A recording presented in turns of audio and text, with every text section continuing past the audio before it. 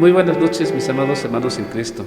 Este es un tiempo de celebrar y lo hemos estado haciendo como iglesia, de una manera muy diferente. De hecho, el título de este mensaje he considerado titularlo Una Navidad diferente.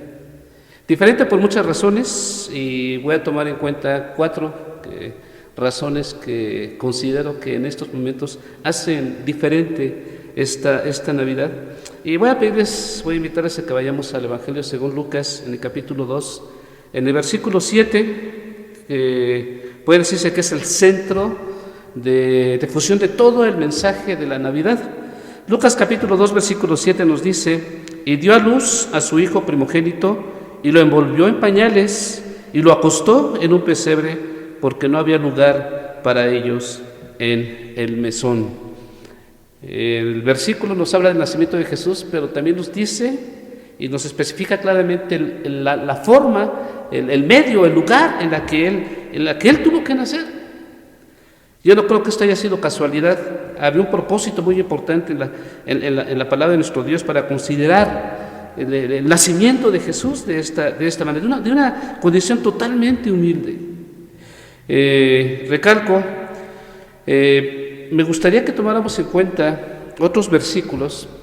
Les recuerdo que el primer día de este mes de diciembre exhortaba a los hermanos de la iglesia a leer este libro de Lucas, el Evangelio de Lucas, y tomando en cuenta este Evangelio, cada día de este mes leer un capítulo en el orden apropiado. Y bueno, muchos hermanos lo manifestaron de una manera muy clara, estuvieron dispuestos a aceptar este reto, pero por sobre todas las cosas, algunos incluso en las páginas de WhatsApp de los grupos de la iglesia especificaban claramente que lo estaban haciendo. Y es un motivo de mucho gozo, y más considerando este momento y en este día que como iglesia lo estamos celebrando. Recalco nuevamente, considero este título como una Navidad diferente, y considerando cuatro diferentes razones. Y para meterme o introducirme en este mensaje, quiero llevaros y regresar precisamente al pasaje de Lucas en el capítulo 2, pero vamos más adelante, leemos el versículo 7, pero ahora quiero que tomemos en cuenta el versículo 10 y el versículo 11. Ahí nos dice la clave de esta celebración tan importante y los detalles necesarios que necesitamos para la celebración de esta Navidad, recalco nuevamente, tan diferente a lo que hemos celebrado todos los años. Recalco que todos los años han sido diferentes, pero este ha sido mucho más diferente de todos ellos, por lo que todos y cada uno de nosotros ya sabemos. Lucas capítulo 2, versículo 10 y 11 nos dice: pero el ángel les dijo: no temáis, porque he aquí os doy nuevas de gran gozo, que será para todo el pueblo, que os ha nacido hoy en la ciudad de David un Salvador, que es Cristo el Señor. ¿Quién es Jesús para ti? Y hago la pregunta en general, aprovechando que estamos en las redes sociales. Si eres creyente o si no eres creyente, o te has alejado de Dios, o nunca has tomado en cuenta al Señor, ¿quién es Jesús para ti? O vamos a una pregunta más importante: ¿qué has recibido de Él?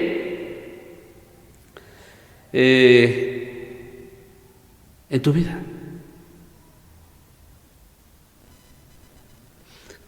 ¿O qué le vas a regalar a Jesús? ¿O qué le has ofrecido a Dios? Hermanos, tomemos en cuenta estos puntos que quiero considerar en estos momentos. Tomaremos en cuenta otras citas diferentes en base a lo que nos dice la palabra de nuestro Dios. Pero vamos a la primera parte. Quiero tomar como base Lucas capítulo 2, versículo 10, pero quiero tomar otros pasajes de la palabra de Dios en otros pasajes de las Escrituras. Vamos a Isaías capítulo 9, versículo 2. Esta es una Navidad diferente por la pandemia. Quizá pueda ser la principal razón por la que esta Navidad es diferente, pero quiero que vayamos a Isaías capítulo 9, en el versículo 2. Nos dice la palabra del Señor: el pueblo que andaba en tinieblas vio gran luz. Los que moraban en tierra de sombra de muerte, luz resplandeció sobre ellos. Este versículo es especial, y aunque nos está hablando del nacimiento de Jesús, no se menciona en los evangelios, se menciona en los libros proféticos, de las cuales nos habla del suceso que se iba a presentar precisamente en el nacimiento de Jesús. Pero vean lo que nos dice esta porción de la palabra de Dios. Dice: el pueblo que andaba en tinieblas vio gran luz. Nosotros en este momento estamos viviendo en tinieblas, estamos viviendo una pandemia, pero en este momento podemos ver una gran luz de parte de nuestro Dios. Los que moraban en tierra de sombra de muerte, que es lo que estamos morando nosotros en estos momentos, luz resplandeció sobre ellos, luz resplandece en nuestra vida. Quiero contarles una anécdota de un personaje llamado Martín Niemöller, un destacado pastor, un pastor alemán. Pasó casi 8 años en los campos de concentración nazis porque se oponía abiertamente a Adolfo Hitler. En la Navidad de 1944, estando preso, quiso expresar palabras de consuelo a sus compañeros de prisión en la cárcel de Dachau. Y él expresaba estas palabras. Dice: busquemos a aquel que vino a soportar con nosotros todas las cargas que nos abruman. Expresó esas palabras a cada una de las personas que estaban en prisión juntamente con él. En las tinieblas, en la oscuridad, en el encierro, expresaba palabras de aliento que dieran luz a sus vidas. Y hablaba específicamente de la persona de nuestro Señor y Salvador Jesucristo. Independientemente de dónde te encuentres o cómo te encuentres en estos momentos, Jesús ha entrado a nuestro mundo con su gozo y su luz para dar consuelo, para dar vida a todos y cada uno de nosotros. El segundo punto que quiero tomar en cuenta en este mensaje es una Navidad diferente por mi relación. ¿Mi relación con quién? Pues obviamente con mi relación con Jesucristo. En Mateo capítulo 16, voy a pedirles que vayamos a este evangelio. Mateo capítulo 16, versículo 15. Dice la palabra de nuestro Dios en este versículo: Él les dijo: ¿y vosotros quién decís que soy? ¿Quién decís que soy yo? Dice la palabra de nuestro Dios. Hace una reflexión.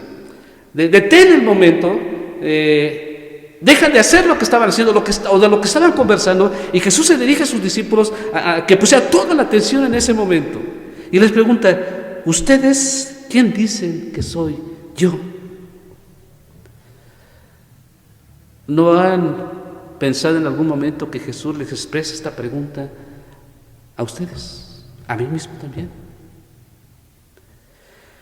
En el año de 1929, en una entrevista a Albert Einstein, una persona impactante y tremendamente conocido en la actualidad, él dijo: desde que era niño, y pongo mucha atención en esto, dice: desde que era niño me cautivó la figura luminosa de Jesucristo.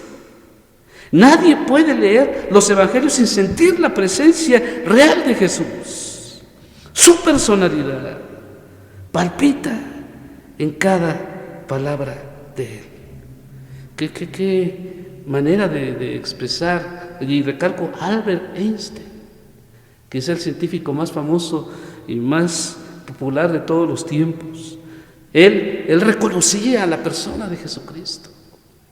Y vean de qué manera lo expresa. Me gustaría que cada uno de nosotros reflejáramos y reflexionáramos en nuestro proceder, nuestra relación con el Señor, en nuestro tiempo de lectura de la palabra de Dios, y en nuestro tiempo en la que dedicamos tiempo a la oración y conversación con nuestro Señor.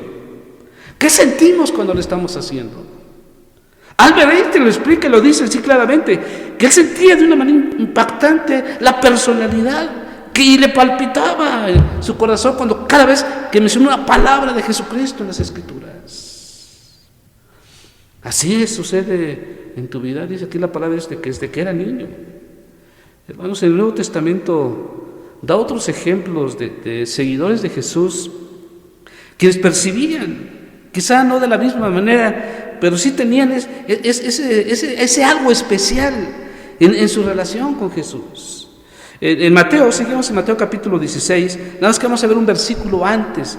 Leíamos el versículo 15, vamos a ver el versículo 14. Mateo 16, 14 dice: ellos dijeron, unos Juan el Bautista, otros Elías y otros Jeremías o alguno de los profetas. La pregunta es clara. Jesús especifica claramente esta pregunta: ¿quién decís que soy yo? Pero no estaban diciendo lo que ellos pensaban de Jesús, estaban diciendo lo que otras personas pensaban de Jesús. Juan el Bautista, Elías, Jeremías o alguno de los profetas, era lo que respondían ellos en base a lo que otros pensaban acerca de la persona de Jesucristo. Pero la identidad de Jesús es la cuestión central de la eternidad. Y vean cómo Jesús nuevamente extiende la pregunta, y vamos al versículo 16, Mateo capítulo 16, en el versículo 16, la respuesta de Pedro, dice la palabra del Señor: respondiendo Simón Pedro dijo: tú eres el Cristo, el Hijo del Dios viviente. Vean los términos que utiliza Pedro para dirigirse a Jesús. Las otras cuestiones o las comparaciones que pusieron anteriormente reflejaban a personajes importantes, sí lo eran, personajes que buscaban a Dios y que servían a Dios, sí, también lo eran, pero no se comparaba con la presencia y la personalidad de Jesucristo, y Pedro lo reflejó de una manera muy clara. Obviamente la misma palabra de Dios dice que fue el Dios mismo el que se lo reveló, pero pongamos mucha atención en estas palabras: tú eres el Cristo, el Hijo del Dios viviente. Nos habla de vida, nos habla de que él percibía, sentía, se emocionaba en su relación con la misma persona de Jesucristo. Así debe de ser con cada uno de nosotros. ¿Qué dices tú? ¿Qué dices tú de quién es Jesucristo? Mencionamos ejemplos de otros personajes y que se relacionaron de una manera directa con Jesús, pero ¿tú qué dices? ¿Qué es Jesucristo para ti? Les invito a reflexionar mucho en esta pregunta, pero les pido que vayamos a la tercera parte de este mensaje. Una Navidad diferente. En ese tercer punto nos habla de una Navidad diferente por los que ya no están, por los que han partido de este mundo. En Lucas capítulo 6, en el versículo 32, nos dice la palabra del Señor: porque si amáis a los que os aman, ¿qué mérito tenéis? Porque también los pecadores aman a los que los aman. Jesús hace un desafío importante en sus discípulos. Hermanos, hace a nosotros un desafío importante en nuestra vida. ¿Qué sucede con las personas que están alrededor de nosotros? A lo largo de estos últimos meses que hemos estado viviendo, y en especial en este último mes del año, ¿cuántas personas han partido de este mundo? ¿Cuántas personas han muerto? Personas que no conocemos, personas que de alguna vez habíamos oído de ellos, pero ya en la actualidad estamos viendo a personas que apreciamos, que amamos, incluso a personas que forman parte del pueblo de Dios, incluso de nuestra propia familia. Aquí está claramente la palabra de Dios. Kim Chim-kyung, una persona que cuando tenía 15 años, precisamente pertenecía a la región de Corea del Sur, mientras sus amigos, en esa batalla en la que él percibió y se dio cuenta que no estaba preparado, muchos de sus amigos morían. Alrededor de él veía cómo caían sus amigos. Iban a la batalla y mientras estaban en el recio de la batalla, veía cómo algunos de sus amigos de un lado caían y otros del otro lado caían. Perdían la vida. Él le rogó a Dios que lo protegiera y le prometió que si le permitía seguir con vida, aprendería a amar. Y aquí dice algo muy importante: amar a sus enemigos.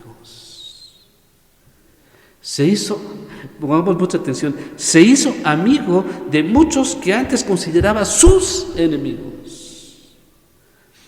Hace varios años cuando estaba preparándome en el Instituto Evangelístico de México. En una de las materias que tenía, que hablaba precisamente del evangelismo, el profesor que teníamos en ese entonces nos puso a que diseñáramos un folleto bíblico con la finalidad precisamente de evangelizar. Y bueno, pues yo pensando qué podría utilizar, porque también nos pedía que pusiéramos un dibujo en la primera página de este folleto, y yo pensé en eso, precisamente lo que estaba mencionando en este momento. Hice el dibujo de una persona que tiene sus puños enfrente y cerrados, reflejando en su rostro mucho odio, diciendo: voy a acabar con mis enemigos. Claro, obviamente el sentido original del folleto no era precisamente de eliminar, aniquilar a nuestros enemigos en el sentido común que conoce la sociedad, que es la agresión. Yo les decía, hablaba ahí precisamente del amor de Dios. La mejor forma de eliminar a nuestros enemigos, válgame la expresión, la mejor forma de acabar con nuestros enemigos es amándolos. Y es lo que nos pide el Señor en esto. Muchas personas ya no están. ¿Los amábamos o no los amábamos? ¿Quién sabe? Pero aquí estás tú, aquí estoy yo. ¿Qué vamos a hacer? ¿Qué es lo que quiere Dios de nosotros? No sé si en el lapso de las siguientes semanas o los siguientes meses, algunos de nosotros, de los que están escuchando este mensaje, ya dejen de existir. El punto importante aquí es: reflejemos nuestro amor hacia nuestros semejantes y no permitamos que esta nos afecte y nos destruya también a nosotros. En Jonás, voy a pedirles que vayamos a Jonás capítulo 4, en el versículo 1 y en el versículo 2. Vean una manera de pensar, una manera de despreciar a sus semejantes. Jonás capítulo 4 versículos 1 y 2 dice: pero Jonás se apesadumbró en extremo y se enojó y oró a Jehová y dijo: ahora, oh Jehová, ¿no es esto lo que yo decía estando aún en mi tierra? Por eso me apresuré a huir a Tarsis, porque sabía yo que tú eres Dios clemente y piadoso, tardo en enojarte y de grande misericordia, y que te arrepientes del mal. Obviamente a lo que se estaba refiriendo Jonás era a que Dios había perdonado a los ninivitas, porque Jonás iba a predicar juicio de Dios, pero los de Nínive se arrepintieron y Dios los perdonó, y eso fue lo que no le gustó a Jonás. ¿Cómo piensas tú? ¿Cómo reflexionas tú? Si vamos más adelante, si seguimos en Jonás capítulo 4, pero vamos al versículo 8. Jonás capítulo 4, versículo 8 dice: y aconteció que al salir el sol, preparó Dios un recio viento solano, y el sol hirió a Jonás en la cabeza y se desmayaba. Y deseaba la muerte, diciendo: mejor sería para mí la muerte que la vida. Vean la actitud de Jonás. ¿Cuál puede ser la actitud que haya también en todos y cada uno de nosotros? Encerrar nuestro odio, endurecer nuestro corazón, en lugar de ver lo que Dios trata de enseñarnos a través de estas experiencias. Hermanos, el amor lo vence todo. Y quiero pasar a la cuarta y última parte de esta reflexión: una Navidad diferente, por el personaje principal. En el Salmo capítulo 103, en el versículo 2, nos dice la palabra del Señor: bendice, alma mía, a Jehová, y no olvides ninguno de sus beneficios. Hermanos, Jesús trae gozo. Ya lo mencionábamos en el pasaje de Lucas capítulo 2, en el versículo 10. Como consecuencia de su nacimiento, en ese momento tan importante, tan especial, en el transcurso de la historia y de la humanidad, ese momento tan especial trajo gran gozo a todos y cada uno de nosotros, aún en momentos como los que estamos viviendo. El niño recién nacido traería gran gozo. Hermanos, ahora nosotros somos los mensajeros de ese gozo que Cristo ha enviado al mundo. Y De esta manera me gustaría expresar en la misión Maranatha, hace ya varios años, quizá por medio de 7 o 8 años, en una celebración de la Navidad yo prediqué puse el título de una pregunta y les decía: ¿qué le vas a regalar a Jesús? Así tituló el mensaje. Considerándolo lo que era la Navidad, y que el personaje principal a que debemos celebrar es a la persona de Jesucristo. No imaginé hasta dónde iba a llegar el resultado de este mensaje, porque después los hermanos buscaron que en una reunión tuviéramos la determinación que a través de un papel y algo con que escribir pusiéramos lo que le queríamos regalar a Jesucristo. Y no solamente en ese momento, sino en el transcurso de todo el año siguiente. Todo lo escribieron, lo hicieron en 2 hojas, las 2 la doblaron, una la doblaron para tenerlo a ellos y recordar esa promesa del regalo que le iban a prometer al Señor durante todo el año, y otro lo doblaron y lo pusieron en una caja dorada que estaba al frente en la misión. Eso me impactó mucho y me gustaría que de alguna manera lo pudiéramos hacer. También recuerdo hace poco que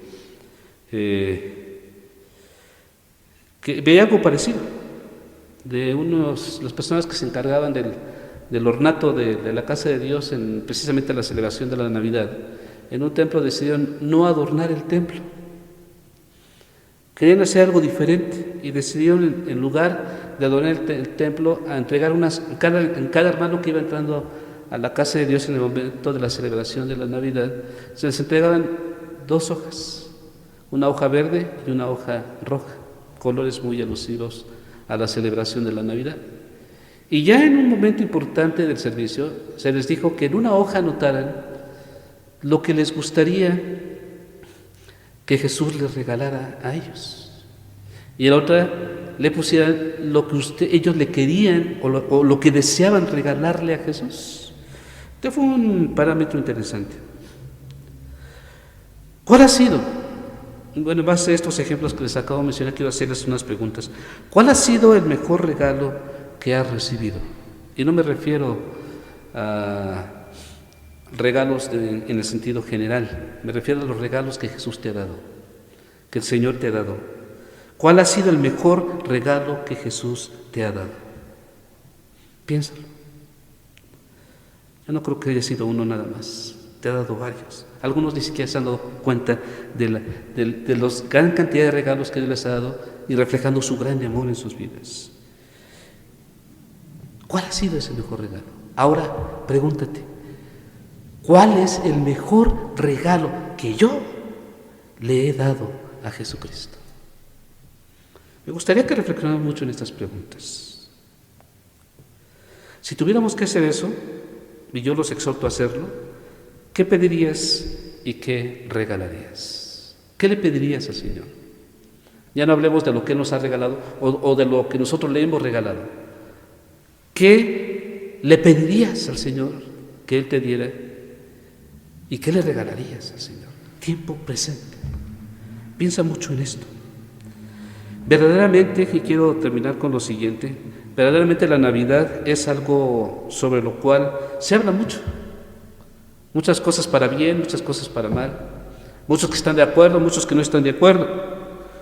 No podemos negar que muchas personas hablan mal de la Navidad, llamándolo una celebración pagana, una fiesta del mundo. Sí, muchos dicen esto. Y al ver la forma en la que el mundo lo celebra, podemos pensar que, pues sí, que sí, de alguna manera sí es así. Pero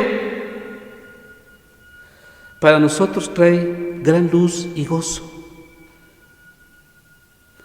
Y más en estos momentos en la que más lo necesitamos.